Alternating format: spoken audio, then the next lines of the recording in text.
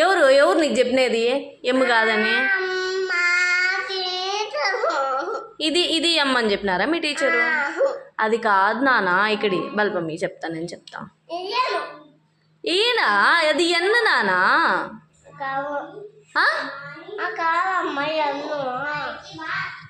ఎన్నురా అది? అంగ ఏంది అది? ఎవరు చెప్పినది నీకు అది ఎమ్మని? తప్పు నానా, అది ఎన్ను.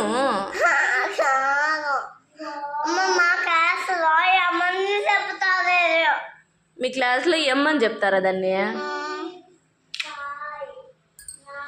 ఏం తెలియబ్బా. ఎన్ను నానా అది?